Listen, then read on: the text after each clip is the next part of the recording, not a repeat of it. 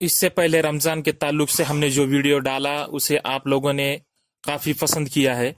اب آپ لوگوں کی ریکویسٹ پر ہم اس کا دوسرا حصہ بنانے جا رہے ہیں، جس میں آپ لوگوں کی طرف سے کئی سوالات آئے ہیں. ان میں سے کچھ سوالات کو ہم اپنے عالم دین سے پوچھیں گے جو آج ہمارے مہمان ہیں. تو آئیے سوالات اور جوابات کا سلسلہ شروع کرتے ہیں.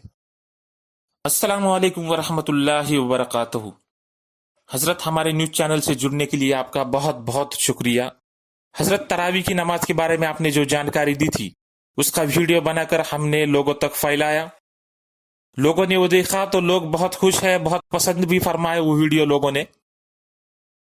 کئی سارے لوگوں کے سوالات ہیں جو سوالات ہم ہمارے چینل کے مادھیم سے آپ تک پہنچائیں گے. حضرت، امید کرتا ہوں اس کا آپ بہت تسلی بخش جواب دو گے، جسے سن کر ہمارے ویورز مطمئن ہو جائیں گے اور اپنے علم میں اضافہ کریں گے. اگر اجازت ہو تو حضرت کیا وہ سوال میں آپ سے کر سکتا ہوں؟ جی، وعلیکم السلام ورحمۃ اللہ وبرکاتہ.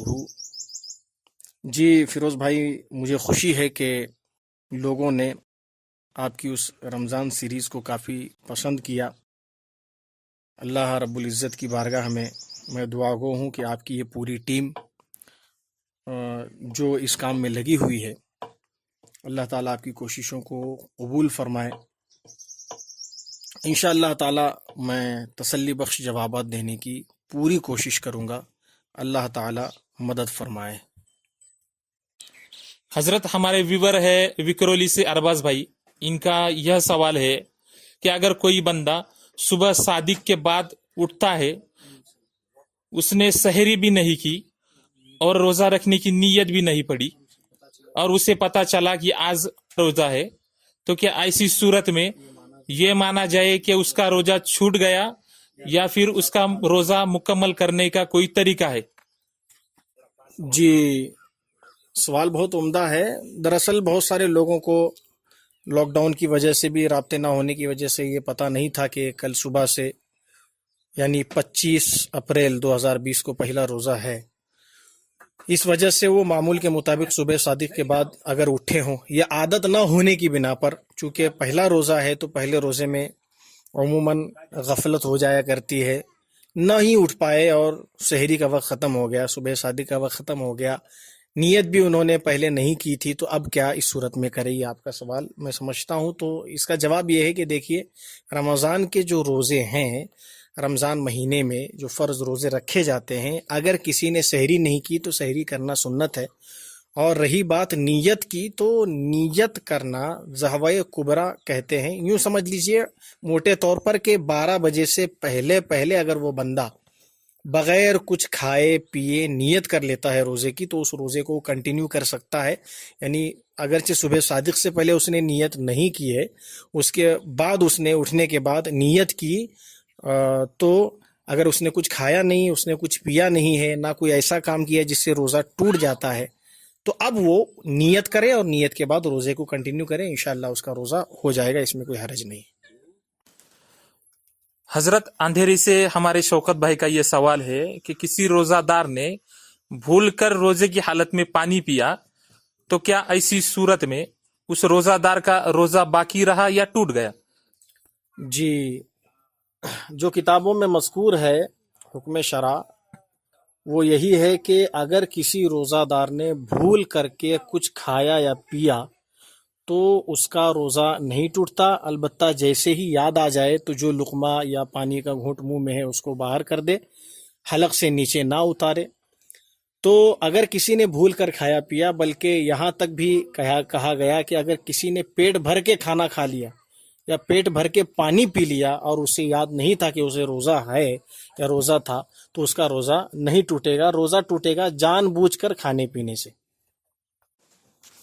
حضرت، گورے گاؤں سے ہمارے سراج بھائی نے سوال کیا ہے کہ جماعت سے نماز پڑھنے کے لیے کم سے کم کتنے لوگوں کا ہونا ضروری ہے، اور اگر 2 ہی لوگ ہو تو کیا جماعت سے نماز ہوگی،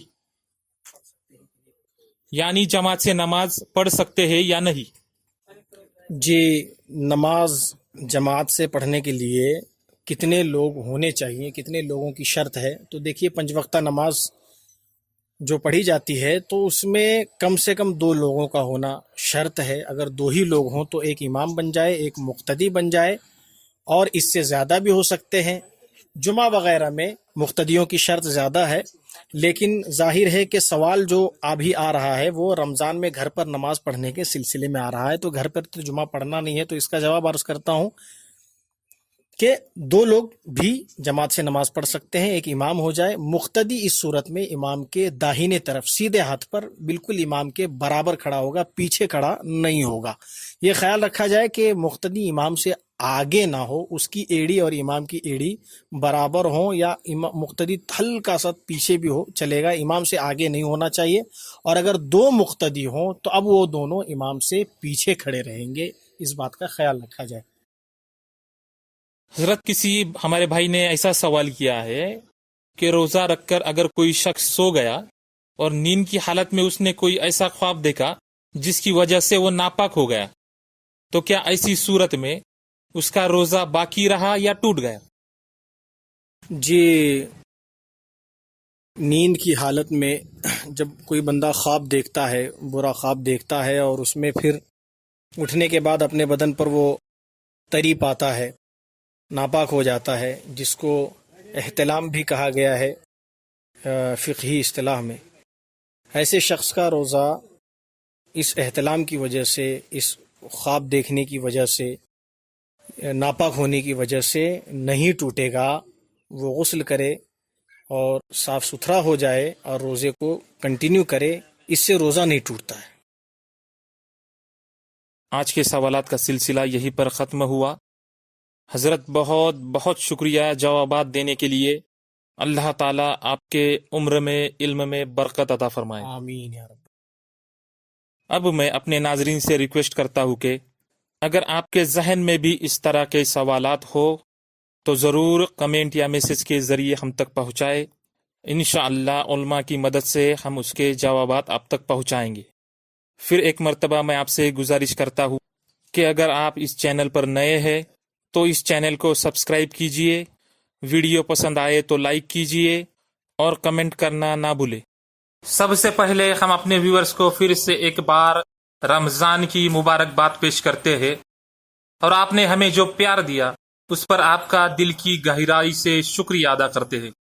ہمارے ساتھ بنے رہنے کے لیے ہم آپ کے شکر گزار ہیں.